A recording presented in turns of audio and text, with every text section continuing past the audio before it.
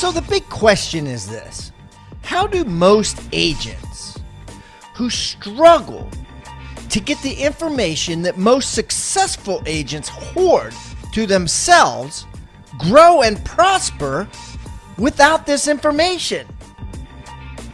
That's the big question, and this video cast is the answer. Welcome to Real Estate Rockstars. I'm your host, Pat Hyben. Okay, Rockstar Nation, I have a great guest coming from Hampton Roads, Virginia. He's killing out there. He's with Sotheby's International. Mr. Kris Weaver is on the show. Kris, thank you so much for taking time out of your busy day coming on Real Estate Rockstars. Good morning, Pat. Thanks for having me. Hey, buddy, why don't you give everybody a little rundown on yourself so they can get to know you better?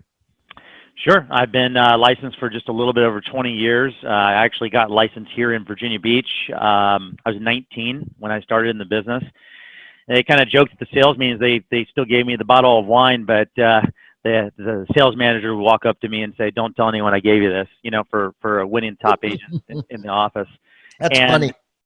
And, you know, after 3 years following my military heritage, which I grew up in 20 different cities growing up from, you know, age 0 to 18, I decided I wanted to leave the area because I was bored selling real estate here in my third year as a rookie in the business. And I started moving around the country. I moved to Florida, I moved to California, came back to Virginia to you know, put money back in the bank, and then went to another city in Florida, went to another area in California. And I did that a number of times until coming back here in 2007 and starting the, I guess you could say, version 1.0 of the team that we have, you know, right now. And I guess you could say the rest is history. So what year was that you bailed for 3 years?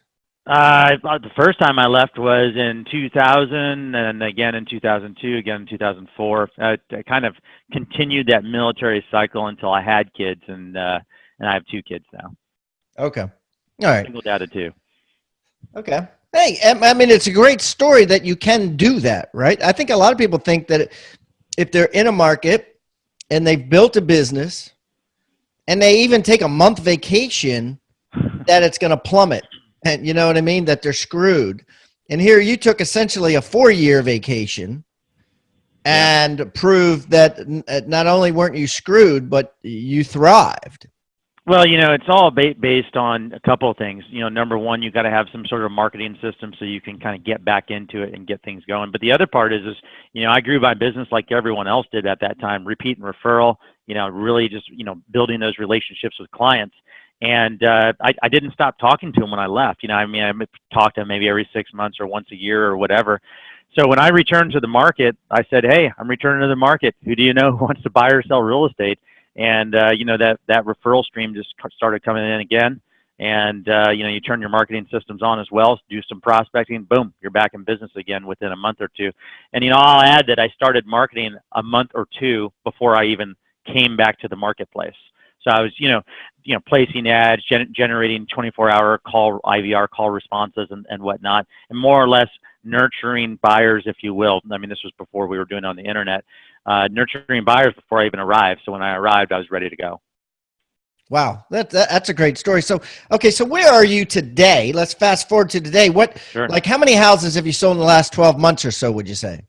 In the last 12 months, about 650 houses. This year, we're going to be up a little bit. I think we're going to be maybe at about 725, but we're up substantially on the dollar volume. And, you know what I mean? Do you want to sell more houses or do you want to sell more volume? And we're going to be up probably 50% on volume. So that's so wait a minute. Let me get this straight. So first of all, what's your volume? Volume for this year should finish off right around 200 million. All right. So 200 million. What about last year? What'd you do last year? Last year, I think we were at about 150, 145 million, somewhere right around there. That's crazy. Okay. So, you know, you had a $50 million jump, and I need to find out after we get through these numbers. I need to find out exactly, specifically, what you did to get there, because people listening want to know. The show is all about meat and potatoes.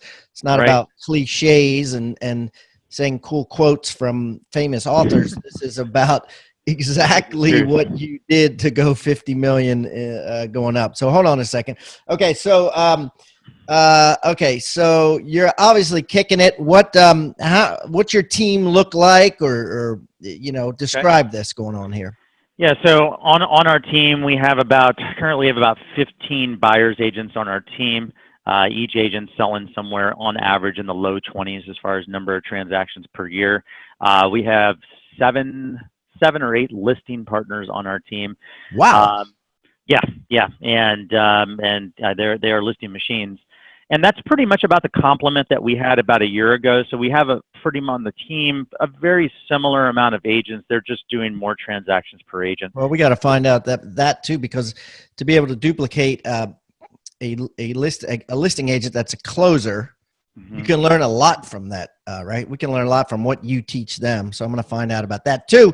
But okay, so first of all, let's get into your what we call ego commission income, your Sure. ECI, Kris.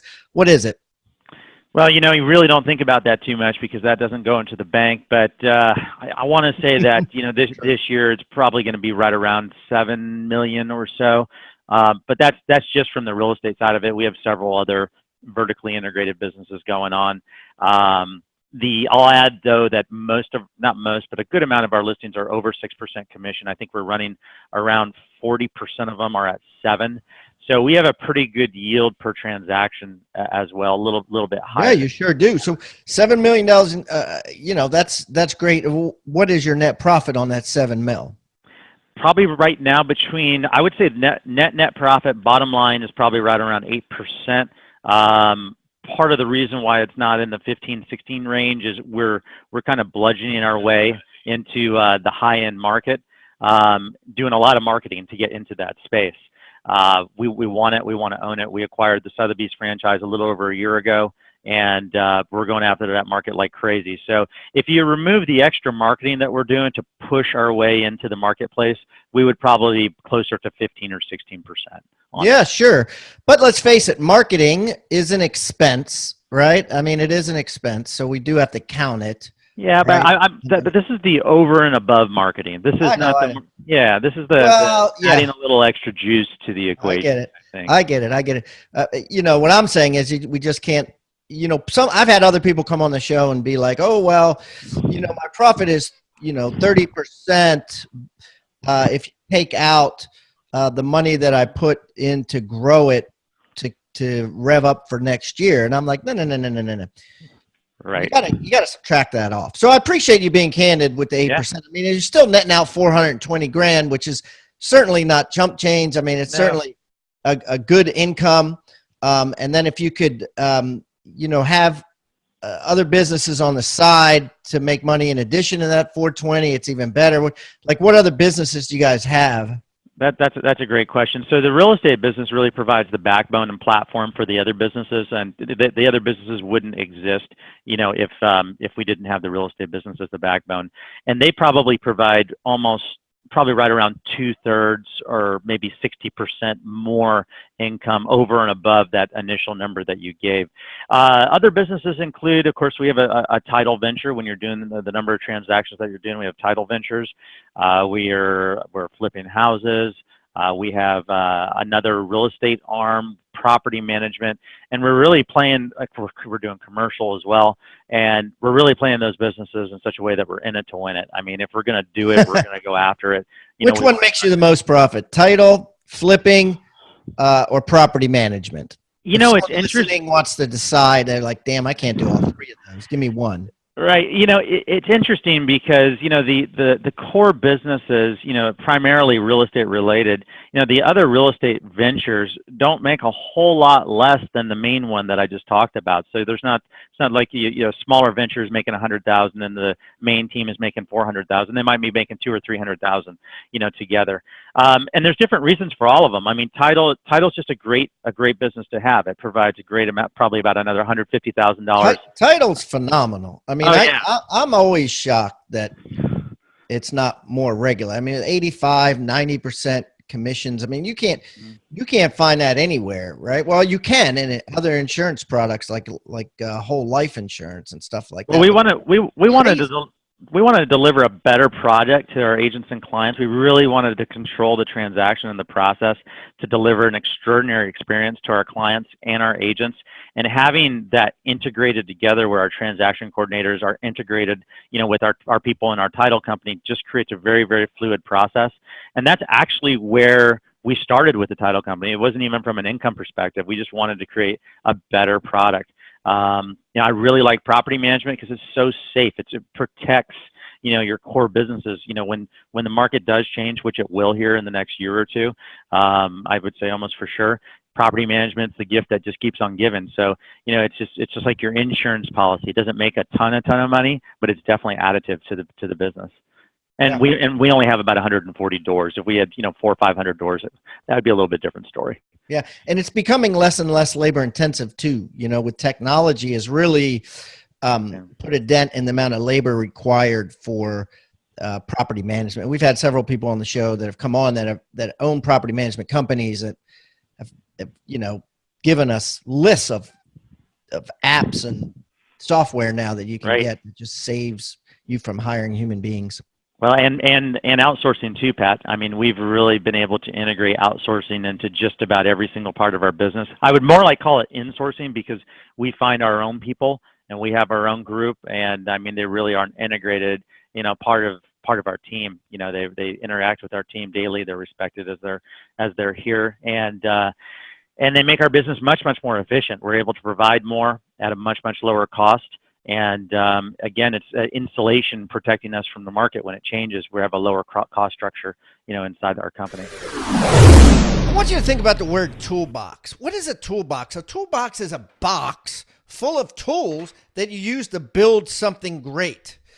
At Real Estate Rockstars, we've created our own free toolbox. So everybody that comes on the show as a guest brings a tool with them, and we plow them all into this toolbox, and we give it away for our viewing audience to basically use as they wish.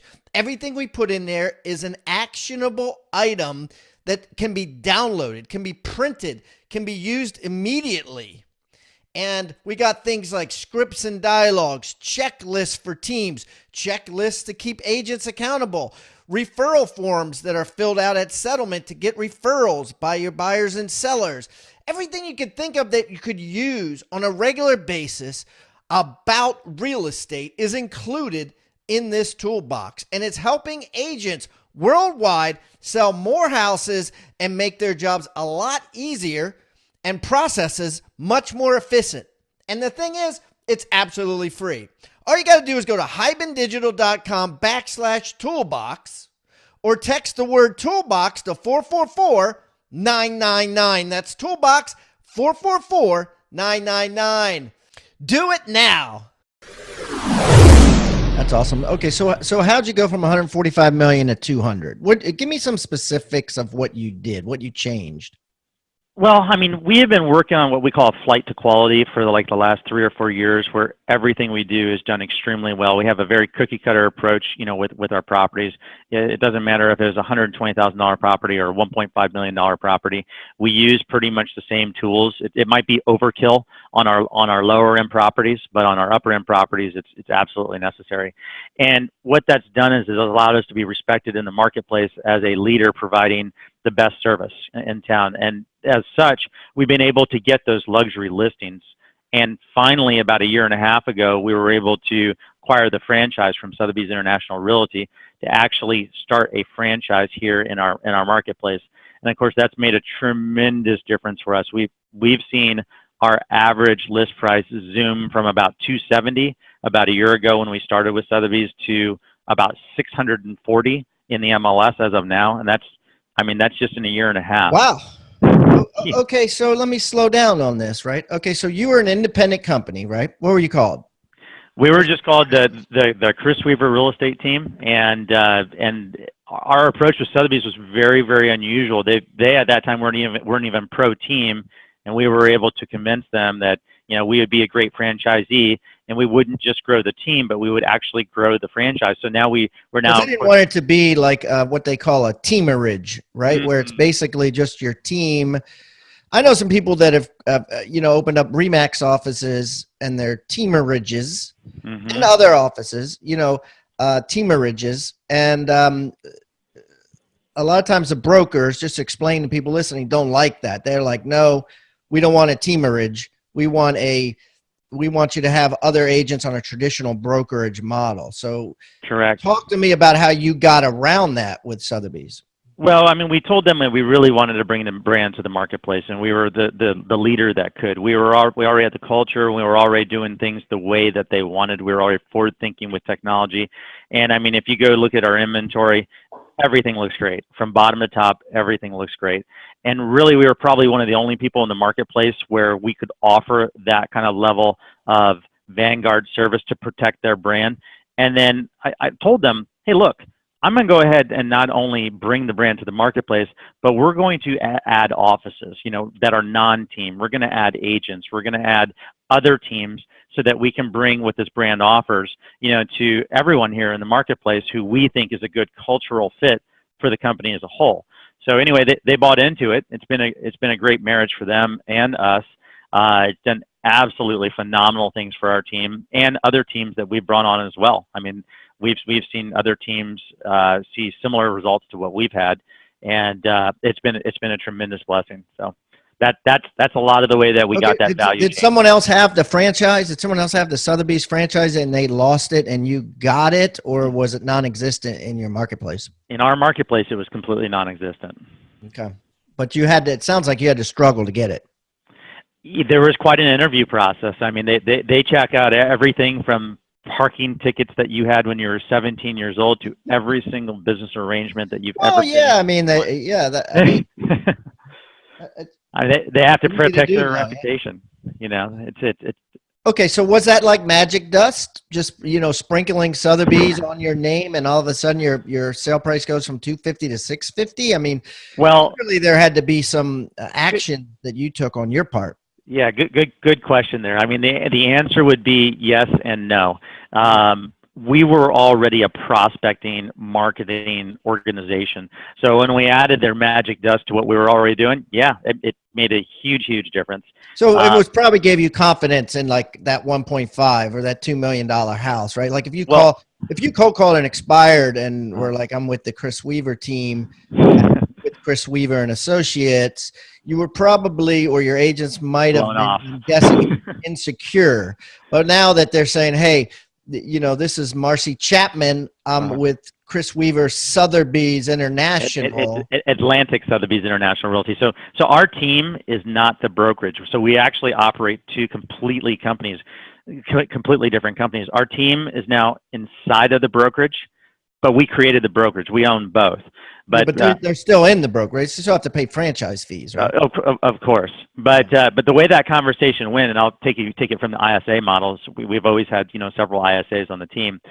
So when they called a high-end expired listing, of course they go, "Hi, I'm such and such. Your home came off the market," and they would kind of blow you off. Every once in a while you would get someone who would listen to your pitch, and you get the appointment.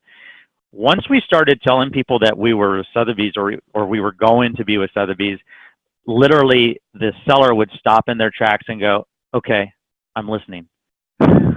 And we knew at that point, okay, this is going to be great. So, you've got to do something with the tools that you have in your toolbox. I mean, certainly, So what did you do? What specifically did you do with said tools? Take me through because people are listening now. They're like, damn, I just pulled over to the side of the road. I've been trying to increase my sale price for 10 years. Right. So give me some specifics what you did with the tools, or Well, I mean, it's all about being proactive, one, but the other part is EOS, evidence of success. It's guilt by association. It's also prosperity by association. So we use social media. We leverage social media to really highlight, our wins, how we're artfully marketing a property. We already have in-house video, cinematography, drone work. I mean, we're able to put together a $5,000 production on properties for just a couple $100, $200 or $300, because we have both the people and the technology already in. So we would represent our properties in such a way that was just so different in the marketplace, and still is, frankly, and that would get noticed. So we keep on putting that out there so people can see what's going on. And then you combine your normal guerrilla tactics. You get on the phone, you call the expireds, you mail stuff out, you answer every inquiry, you do the normal nuts and bolts of the business to make it happen. You marry those things together and let everyone know where you're at and where you're focusing in the marketplace, and it comes together. It's pretty amazing. And we're really just getting started, so we're super, super excited with our growth trajectory. So did you specifically start sending out more mailers and knocking on more doors in higher end neighborhoods? All we've done really is we have an emphasis on marketing so we have our constellation of things that we do already, that, mailing to expireds, calling expireds, the withdrawals, and then of course, SOI and everything else. But there's always an emphasis. There's always an emphasis on everything that we do that's luxury oriented. So you were saying, and we're still recording, you were saying, you just put an emphasis right on higher end properties. Basically, you just made it in everything you do, your cold calls, your interactions, how we dress. I mean, everything. You dress the part, you do the part, walk the talk, and then you're aggressive. You're aggressive with your marketing, and then it all comes together. A year and a half ago, I looked at the inventory. A year and a half ago, we had 0.4% of the inventory over 750. A year ago, we had 1.5% or so of the inventory over 750. We now have 5.7% of the inventory over 750. Wow. Yeah. Hey, I love it. I mean, I don't know if you do, but you should have a graph made or at least drawn. That's a great idea. Everybody see that. It's going up. Set a goal for 10. You know what I mean? And I'd throw a party when you hit 10. 22%, man. That's the goal. 22. There you go. Yeah. Okay, so let's talk about listing. You got 7 or 8 listing agents. How do you teach them to win? Well, I mean, first of all, they got to know their scripts. They got to know our USPs, our unique selling propositions, and why we're the best fit for the client. So what are the USPs? Like, what are they saying on a listing appointment? What are they rattling off? Well, I mean, in a nutshell, it's marketing and it's service. We have, the concierge that goes to the property and checks on the property, and everything that we do is done to the client. How often does a concierge go there? Every 2 weeks to the property. So they have a concierge that goes and checks. This is for empty properties or also properties where people live? If they're living in the property, it's up to the seller. But if it's empty, it's just automatic. It's every 2 weeks. So even if they're living there, someone will go and check it and then kind of be like an accountability person. Like, hey, I saw this Diet Coke can sitting out or whatever. Yeah, I mean, they're also an extension of marketing too. I mean, they're there to make sure the IVR riders are up. They're there to make sure that the flyers are there. We want to get all the leads that we can from all the properties that we have. So without those guys in the field, our agents would be doing it, or no one would be doing it. And we want our agents to be focusing on dollar productive activities and everything that we do. But for the most part, to answer your question, as far as the listings go, most of those listing opportunities are generated from what we do. Advertising on the radio, getting creative there, inside sales team pounding the phone daily, day in, day out, training them to be an elite force, attacking those expireds and for sale by owners and withdrawals. And then, of course, mining the database. We have over 65,000 leads on both the buy side and sell side combined. And, like a lot of people that probably come on this show, there isn't always even a need to generate leads because you already have so many. So, mining the ones that you have to maximize those opportunities. I want you to think about the word toolbox. What is a toolbox? A toolbox is a box full of tools that you use to build something great. At Real Estate Rockstars, we've created our own free toolbox. So everybody that comes on the show as a guest brings a tool with them, and we plow them all into this toolbox, and we give it away for our viewing audience to basically use as they wish. Everything we put in there is an actionable item that can be downloaded, can be printed, can be used immediately. And we got things like scripts and dialogues, checklists for teams, checklists to keep agents accountable, referral forms that are filled out at settlement to get referrals by your buyers and sellers. Everything you could think of that you could use on a regular basis about real estate is included in this toolbox, and it's helping agents worldwide sell more houses and make their jobs a lot easier and processes much more efficient. And the thing is, it's absolutely free. All you got to do is go to hibandigital.com/toolbox or text the word toolbox to 444-999. That's toolbox 444-999. Do it now. Okay, so what percentage of your business is listings versus buyers? This month we're looking at about 45-55, which I think is kind of where things are going because, people are doing a lot of lead gen, 55 buyer, 45 listing. We're okay with that listing number being higher because that means we're taking more market share too. No, I love that. Yeah, I love that. Everybody should be more focused like that. So you've gotten some press and you're known for your onboarding system of how you're able to do that. I know you're pretty proud of that. What can you tell me, like, what is your onboarding system and how does it work if someone were to want to copy it? Well, it's a very detailed system. I mean, it's a cornerstone to being able to grow. In fact, we're about to go through another growth phase right now. We hired a recruiter onto our company and our team, so we're going to be adding a lot of people to the group. Well, you want to make sure the people you bring on are successful, and you also want to make sure they're not detracting from the success of the other people. The mentorship idea does work, but when a producing agent's mentoring a non-producing agent, you're going to slow down the production process. So we have a dedicated trainer in our group who spends over 4 weeks, I believe, going through a 7, 8, 9-page checklist of everything from how to answer the phone, how to dress, there's almost an entire day devoted to culture and values and what we're all about. And then, systems, your boomtown systems, your follow-up systems. Do they know the basic script? Literally everything so that when they come down the conveyor belt, they're a success. And just case in point, if you take a brand new green agent who's never been licensed before, we have nearly 100% success rate. And I say nearly about 95% because we're very careful of vetting who we bring on. Success rate with new agents, and success meaning they're gonna sell at least in the high teens their first year, if not in the 20s. And a really successful new agent's going to do 30 transactions. Their first year. Right out of the box. No training. They don't know anything about real estate. This might even be their first job.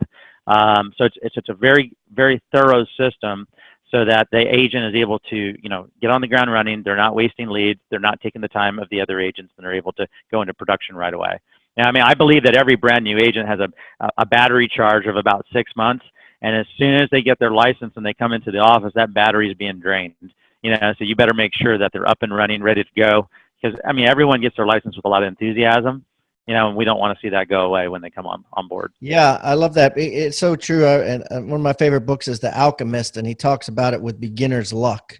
He said beginner's luck is a real thing. You know what I mean? You get lucky in the beginning because you're so enthusiastic and you're so excited. And then, the sophomore year is where, you don't have that luck anymore, for lack of a better way to put it. So it leads to a great question. How do you get them in their second 6 months to be as excited and aggressive as their first 6? Well, we're super, super structured. We have, morning huddles, which are voluntary, of course, each morning, every day, but everyone does attend. Do they call in, or do they show up at the office, or how's that work? We're physical here. Everyone's able to make it into the office where we're at, and we're fortunate enough to have office space for everyone. So everyone gets together physically. They spend time with each other. It's a quick 15 to 20-minute huddle.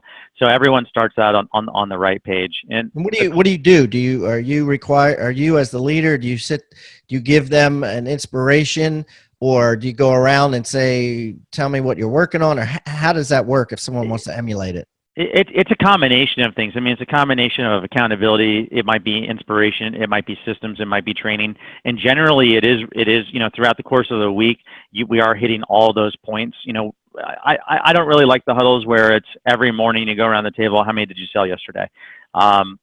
First, with a group of 15, 20, 25 buyers agents, which is where we're growing to, that's really kind of onerous. You're spending almost an hour, just getting stats. And that's, so they turn in daily activity records. which are sent to our VAs, our virtual assistants, and they collect all the information. But they're set on the right path. If energy is required, we inject energy in. If techniques are required, we go over techniques. But there's always a little bit of everything, in those morning huddles. It's all about starting your day right with the right mindset, the right goals in place, and sometimes it requires accountability, sometimes it requires inspiration. Yeah, you just have to figure it out, I guess, every day. Yeah, I mean, we don't have a necessarily set system. We do A, B, C, D, E, and I know some people are very, very structured that way. But during the course of the week, we pretty much hit every value point we need to. Yeah, I've heard different stories. Some people come on and say, they have this accountability meeting, what you're working on, da da da. Other people say, hey, it's going to show up in the monthly numbers, right? So if Sally's selling 4 houses and Sue doesn't sell any houses, that Sue is the one that needs to be held accountable, not Sally, right? So Sure. What does this daily accountability sheet look like? Can you explain the process of how they fill out the sheet, what it says, and what the VA has to do with it? Well, when you have so many people, you have to have a way to account of what they're doing. You want to know who you need to invest time and energy into. And I have a team lead on the buyer group and the listing group, so I'm not actually the one that has to do that. But you've got to be able to manage them, because at the end of the day, it's the personal connection and the mentorship and the coaching that matters the most, with that group, not necessarily going over the paperwork. So they turn in the paperwork. The VA enters in all the data, and more or less the people who have issues, or say maybe they didn't prospect for the last couple of days, or they're not showing, or whatever that issue might be, that's then flagged, and then the buyer agent team lead or listing team lead can go ahead and have a conversation, either ad hoc or do an actual one-on-one, which those are scheduled every single week with the agents. Okay, so as you know, everybody that comes on the show offers a free gift.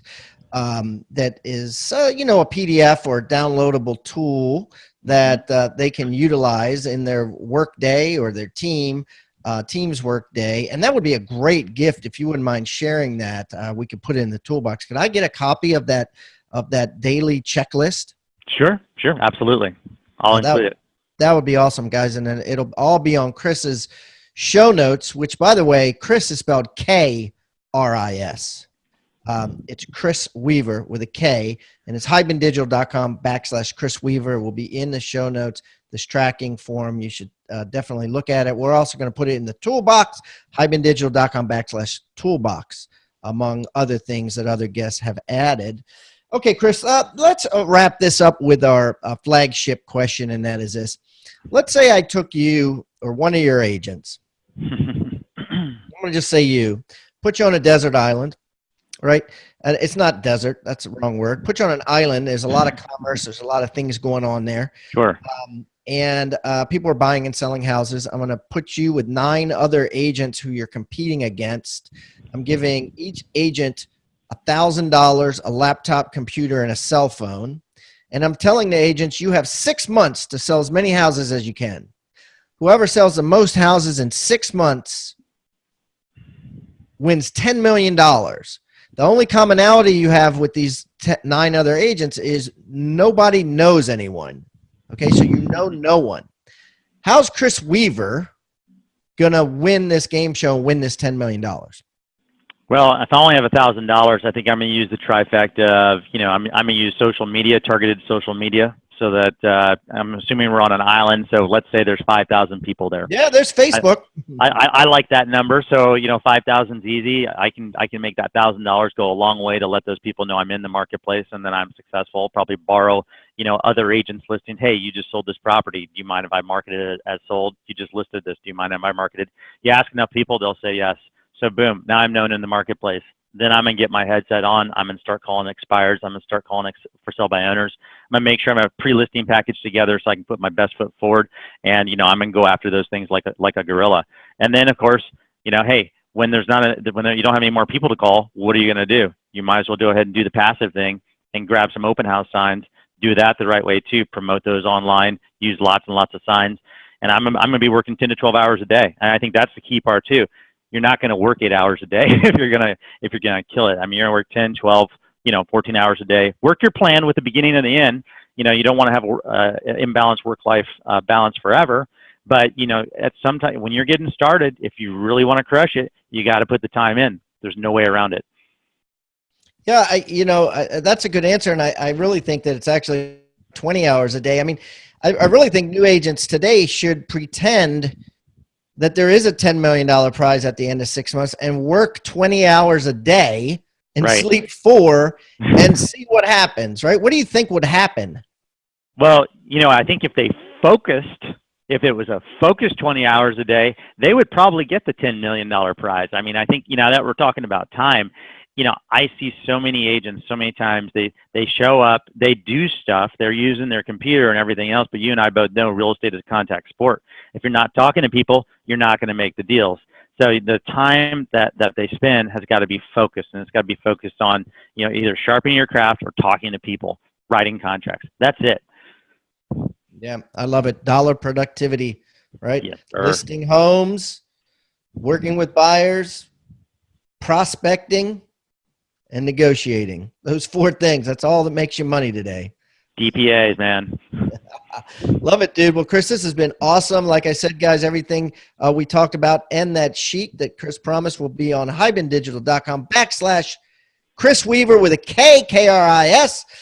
Best of luck to you, buddy. Next time I'm in Virginia Beach and the Hampton Roads area, I will give you a call. We'll get together and break some bread, my friend. That sounds great, Pat. Hope we do. Good to see you. Okay, agents. Welcome to Big Profit Agents. I got a super special guest, Mr. Kris Weaver, on the line, who has drastically increased his volume, and he is going to tell us how to drastically increase ours. Kris has gone from 145 million to 200 million in 12 months. So I'm excited for this piece of advice. So Kris, what is one thing you could tell our big profit agents to do that would drastically increase their profit in the next 12 months? Well, I mean, I would say go where the margin is. I mean, you want to be working the market where the profits are, and in our opinion, the profits are more in the luxury sector. Not necessarily on the upper ultra high end where you're at the $2 to $3 million mark. Luxury in our market begins at about $800K to $1 million, but it's really going to be in the 5, 6, 7, 800, $1 million mark. Over a year and a half ago, we were operating in the average price points, and of course, there's only so much profit left there to work with. And if you're going to deliver amazing service to your clients and have great systems for your agents, there's only so much left over at the end of the day, no matter how many deals that you do. So we started focusing on the upper end of the market. And the way we did that is we ended up allying ourselves with another team. And in this case, this team being Sotheby's International Realty. We got together with Sotheby's. They gave us the tools. Of course, the tools and joining another group come at a cost. But we were able to grow our market share in that area rapidly. And, we're seeing a lot more profit per transaction compared to what we used to. Our agents are making a lot more money. It's kind of funny because transactionally, year over year, our transaction count is probably only going to be up about 10%. But that volume number is going to be up, 30, 40% in 1 year. And that's really where we want to grow. I love it. I love it. Well, thanks a lot for your addition to Big Profit Agents, and I really appreciate it, and I look forward to meeting you face to face in the near future. Thank you very much, Pat. Thank you for watching Real Estate Rockstars.